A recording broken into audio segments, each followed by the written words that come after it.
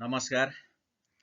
आज म शिक्षक सेवा आयोग तयारीका लागि तयार गरेको पाठ्यक्रमको खण्ड 2 को शिक्षा मनोविज्ञान खण्डमा रहेको किशोर अवस्थाका रुचि र परिवर्तनहरू भन्ने पाठबाट केही बुँदाहरू लिएर आएको छु।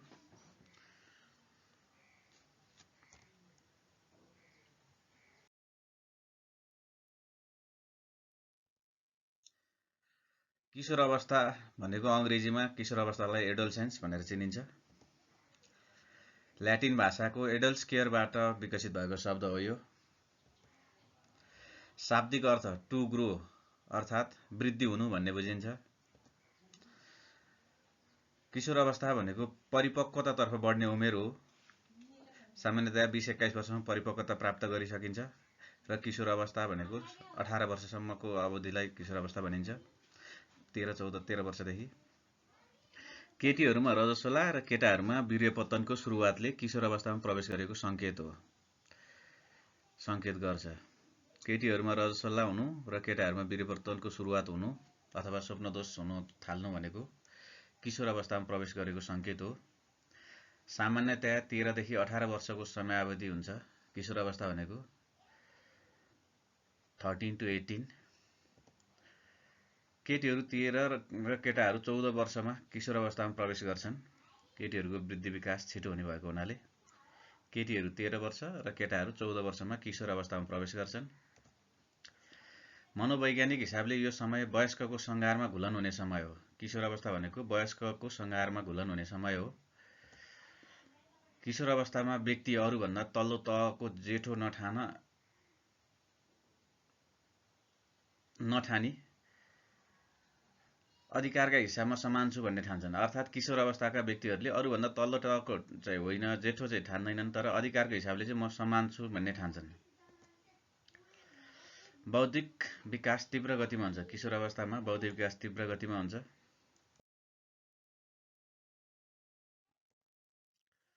किशोर अवस्थालाई 2 उपचरणमा विभाजन गरेको पाइन्छ। 13 देखि 16 या 17 सम्म प्रारम्भिक किशोर अवस्था भनिन्छ। यो अवस्थालाई टिन्स र कहिलेकाहीँ टेरिबल टिन्स पनि भनिन्छ। 13 देखि 16 या 17 सम्मको उमेरलाई चाहिँ टिन्स र कहिलेकाहीँ टेरिबल टिन्स पनि भनिन्छ। 18 वर्ष उमेर उत्तर किशोर अवस्था हो। यो अवधि ज्यादै छोटो हुन्छ, अर्थात् 1 वर्षको मात्रै हुन्छ। 20 वर्ष नपुगेसम्म व्यवहार अनुसार यङ म्यान, यङ वुम्यान र युथ भनिन्छ, उनीहरूले गर्ने व्यवहारको आधारमा। किशोर अवस्थाको परिवर्तनको अवस्था हो। किशोर अवस्था भनेको परिवर्तनको अवस्था हो। यो अवधि आत्मपरिचय खोज्ने समय हो। किशोर अवस्थालाई वयस्क अवस्थाको सङ्घार पनि भनेर चिनिन्छ। जीवनको महत्त्वपूर्ण अवस्था हो किशोर अवस्था। किशोर अवस्थालाई सङ्क्रमणकालीन अवधिको रूपमा पनि लिने गरिन्छ। किशोर अवस्थालाई अवास्तविक समय भनेर पनि चिनिन्छ। किशोर अवस्था समस्याको उमेर पनि हो र यसलाई आँधी र तुफानको अवस्था भनेर पनि वैज्ञानिकहरूले व्याख्या गरेको पाइन्छ।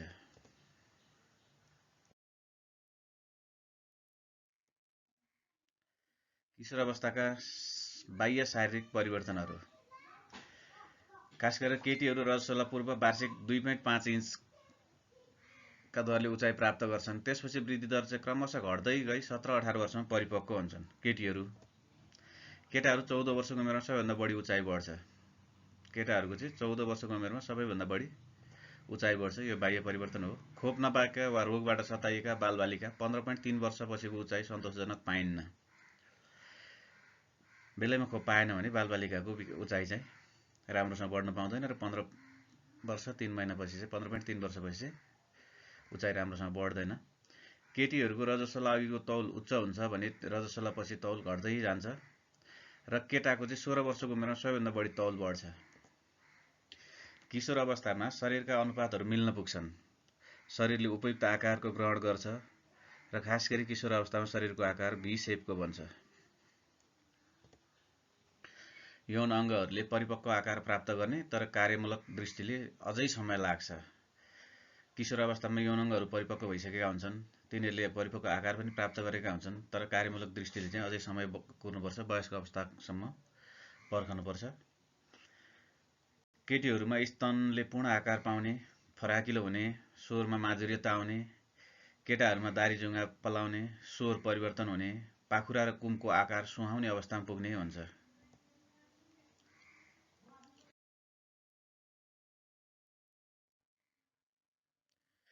किशोर अवस्थामा आन्तरिक शारीरिक परिवर्तनहरू जस्तै पाचन प्रणाली, सञ्चार प्रणाली, अन्तर्स्राव प्रणाली र शारीरिक तन्तुहरू जस्ता आन्तरिक शारीरिक परिवर्तनहरू पनि देखा पर्छन्। बाह्य परिवर्तन सँगसँगै आन्तरिक परिवर्तन पनि हुन्छ। खास गरेर शारीरिक रूपमा आन्तरिक शारीरिक परिवर्तन र बाह्य शारीरिक परिवर्तन हुन्छ। बाह्य शारीरिक परिवर्तन भने देखिने हुन्छ भने आन्तरिक शारीरिक परिवर्तन चाहिँ नदेखिने हुन्छ। आन्तरिक शारीरिक परिवर्तनहरूमा चाहिँ पाचन प्रणालीमा परिवर्तन हुने, सञ्चार प्रणालीमा परिवर्तन हुने, अन्तर्स्राव प्रणाली भनेको रक्त सञ्चार प्रणालीमा र शारीरिक तन्तुहरू विकसित हुने जस्ता आन्तरिक शारीरिक परिवर्तनहरू देखा पर्छन्। किशोर अवस्थामा पाचन प्रणाली सक्रिय हुन्छ, पेट लामो र नली आकारको हुन्छ, आन्द्राको लम्बाइ र मोटाइमा वृद्धि हुन्छ। किशोर अवस्थामा पाचन प्रणाली सक्रिय हुन्छ, पेट लामो र नली आकारको हुन्छ, आन्द्राको लम्बाइ चाहिँ र मोटाइ वृद्धि हुन्छ। त्यसैगरी पेटका मांसपेशीहरू बलियो भित्ता र बाक्ला कलेजोको तौल वृद्धि हुन्छ। पेटको मांसपेशी बलियो हुन्छ, त्यो भित्ताहरू पेटका मांसपेशीका भित्ताहरू बाक्ला हुन्छन्, कलेजाको तौलहरू चाहिँ वृद्धि हुन पुग्छ। मुटुको विकास तीव्र अवस्थामा हुन्छ, जन्म समयको अवस्थामा भन्दा 18 गुणा तौल बढी हुन्छ र रक्त सञ्चार प्रणाली परिपक्व हुन्छ। किशोर अवस्थामा आइपुग्दा मुटुको विकास एकदमै तीव्र अर्थात् 18 गुणा बढ्छ। विभिन्न रसहरूको मात्रा पर्याप्त रूपमा उत्पादन हुन्छ। किशोर अवस्थामा औसत 18 वर्षमा अस्थिपञ्जर प्रणालीको वृद्धि रोकिने, हड्डी परिपक्व हुने र मांसपेशीमा भने विकास जारी रहन्छ। 18 वर्षमा सामान्यतया सबैको त्यही हुन्छ भन्ने होइन, औसतमा चाहिँ 18 वर्षमा अस्थिपञ्जर प्रणालीको वृद्धि चाहिँ रोकिन्छ, भनेको हड्डीहरूको वृद्धि त रोकिन्छ तर मांसपेशीहरूको विकास पनि जारी रहन्छ।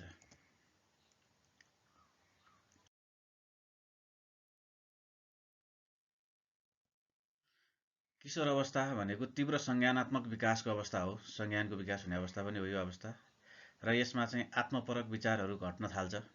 भनेको आफू मात्रै सोच्न थाल्दैन कि उसले चाहिँ समाजमा घुलमिल हुने र सामाजिक विषयहरू सोच्छ, धार्मिक क्रियाकलापहरूमा अगाडि बढ्छ, नैतिक मूल्य मान्यताप्रति सचेत र जागरुक हुन्छन्।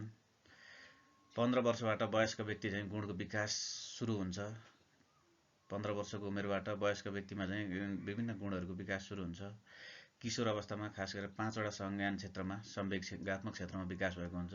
ती विकासहरू एकाग्रता, त्यसैगरी स्मरण, प्रक्रिया गति। प्रारम्भिक 5 वर्षमा तीव्र चिन्तन र पछि चाहिँ छरिएर जान्छ। संगठन, तर्क गर्न सक्ने क्षमताहरू वृद्धि हुने, विषयवस्तुहरूको संगठन गर्ने हुन्छ। उच्च चिन्तन 20 वर्ष पुगेपछि उच्च चिन्तन र परिपक्व हुन्छ वयस्क अवस्थामा छिर्ने र व्यावसायिक जीवनको सुरुवात गर्ने भएको हुनाले।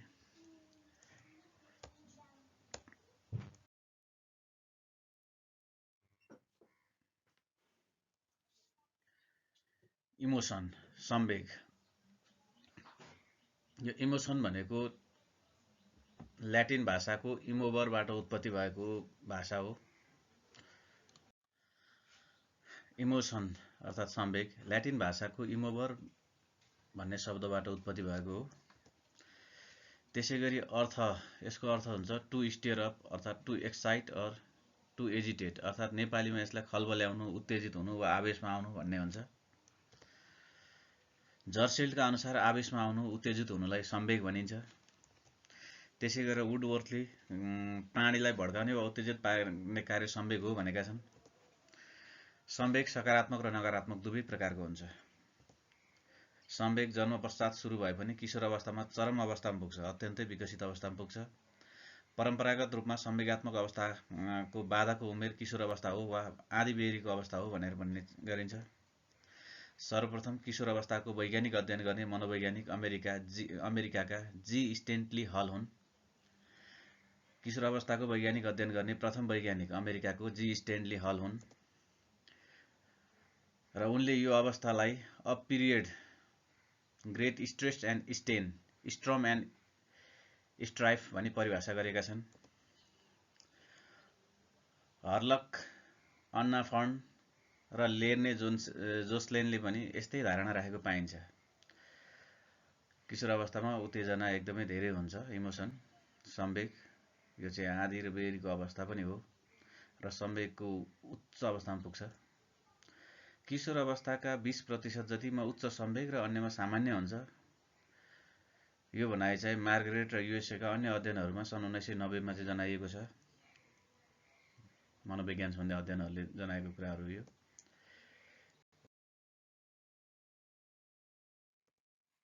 त्यसैगरी किशोर अवस्थामा समाज स्वीकार्य व्यवहारहरू सुरुवात हुन्छ। किशोर अवस्थामा बालबालिकाहरू, किशोर किशोरीहरू समाजले स्वीकार्य गर्ने व्यवहारहरू चाहिँ गर्न सुरु गर्छन्।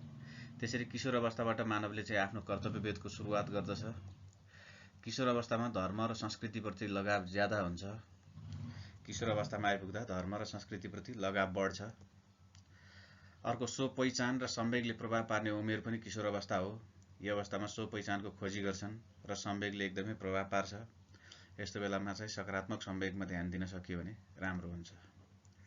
सो बुझाइको विकासबाट व्यक्तित्व विकास हुन्छ। व्यक्तित्व विकासका लागि सो बुझाइको क्षमता बढ्नुपर्छ, अनि मात्र व्यक्तित्व विकास हुन्छ। संगठनात्मक व्यवहारका दृष्टिले व्यक्तित्व गतिशील अवधारणा हो। संगठनात्मक व्यवहारका दृष्टिले चाहिँ व्यक्तित्व गतिशील अवधारणा हो। व्यक्तित्व भनेको खास चरित्र, प्रवृत्ति र दृष्टिकोण हो। मान्छेको चरित्र कस्तो छ, प्रवृत्ति कस्तो छ र उसलाई हेर्ने दृष्टिकोण अर्थात् उप्रतिको दृष्टिकोण नै उसको व्यक्तित्व हो। व्यक्तित्वले कसरी मानिसहरूले अरूलाई प्रभाव पार्दछन् र कसरी उनीहरूले बुझ्दछन् र आफै सोच्दछन् भन्ने कुरालाई जनाउँदछ भनेर फ्री लुथान्सले भनेका छन्। व्यक्तित्व एक व्यक्तिले अरूसँग प्रतिक्रिया तथा अन्तर्क्रिया तरिकाहरूको कुल योग हो भनेर स्टेफन पी रोबिन्सले भनेका छन्। यसमा एकको ठाउँ उप भएछ। व्यक्तित्व एक व्यक्तिले अरूसँग प्रतिक्रिया तथा अन्तर्क्रिया तरिकाहरूको कुल योग हो भनेर स्टेफन पी रोबिन्सले भनेका छन्।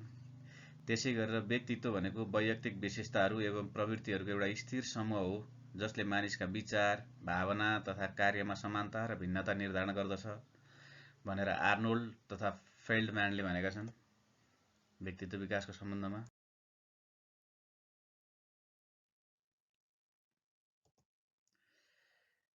त्यसैगरी व्यक्तित्व पनि दुई प्रकारको हुन्छ। एउटा ए वर्ग व्यक्तित्व। ए वर्गको व्यक्तित्वहरूको विशेषता चाहिँ एकदमै सक्रिय हुन्छन्, यिनीहरू गतिवान हुन्छन् र खानपिन एकदम छिटो हुन्छ। घटनाअनुसार अधैर्यता अनुभव गर्छन् यिनीहरूले। एकैचोटि 2 वा सोभन्दा धेरै काम गर्न कोसिस गर्छन् र विश्राम नगर्ने, काममै लगनशील हुने स्वभाव हुन्छ र आफ्नो सफलतालाई कामसँग दाँच्ने गर्छन्। त्यसै गरेर अर्को व्यक्तित्व हुन्छ, व्यक्तित्व बी वर्गको व्यक्तित्व हुन्छ। बी वर्गको व्यक्तित्व चाहिँ कामको जरुरीपनाप्रति कहिल्यै चेतना राख्दैनन्, आफ्नो कामको उपलब्धि आफैसँग मात्र राख्छन् अनि मोजमस्तीमा ध्यान दिन्छन्।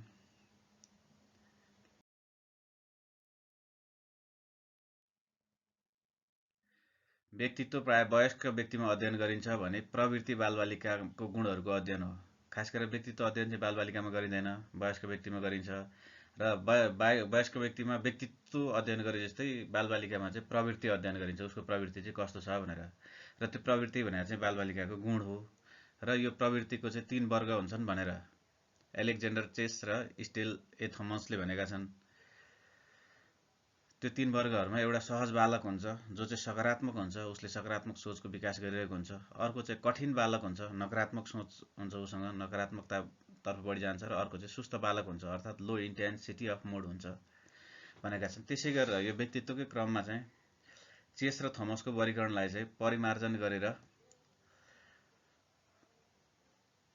पुनः परिमार्जन गरेर चाहिँ यसरी प्रस्तुत गर्ने गरेको पाइन्छ। एउटा चाहिँ सकारात्मक प्रयास र पहुँच भन्छ, एक्स्ट्राभर्सन र इन्ट्रोभर्सन भनेर व्यक्तित्व गुणसँग सम्बन्धित विषयहरू छन्।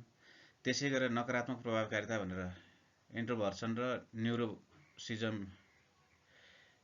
न्युरोटिसिजम जस्ता व्यक्तित्व गुणसँग सम्बन्धित छ। त्यसै गरेर प्रयासपूर्ण नियन्त्रण अर्थात् संवेगलाई नियन्त्रण गर्न सक्ने क्षमता वा गुण भनेर 3 भागमा विभाजन गरेका छन्। यसलाई चाहिँ पुनः परिमार्जन गरिएको हो चेस र थोमसको वर्गीकरणकै परिमार्जित रूप हो यो।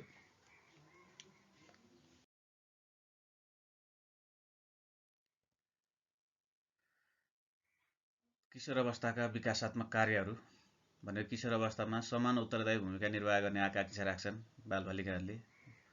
अर्को वैवाहिक एवं पारिवारिक जीवनको तयारीमा लाग्छन्। त्यसै गरेर व्यवहार चलाउन मूल्य मान्यता र सिद्धान्तको निर्माण गर्छन्।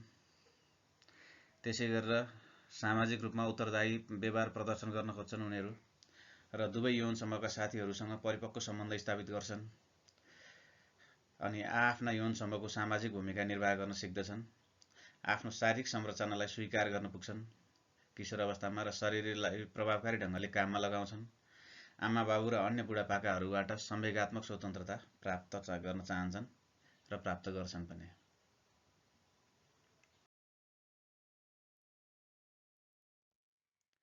यो भिडियो कस्तो लाग्यो? सुधारका लागि यहाँहरूले सुझाव दिन सक्नुहुन्छ। राम्रो लाग्यो भने लाइक र कमेन्ट गर्नुहोला र सुझाव चाहिँ कमेन्ट मार्फत गर्नुहोला। र यस्तै यस्तै भिडियो चाहनुहुन्छ भने भिडियोलाई सब्स्क्राइब गर्न सक्नुहुन्छ। त्यसो गर्नु भने आगामी भिडियोहरू तपाईहरुले नोटिफिकेसनबाट थाहा पाउनुहुन्छ कतिखेर आयो भनेर। हस्, धन्यवाद।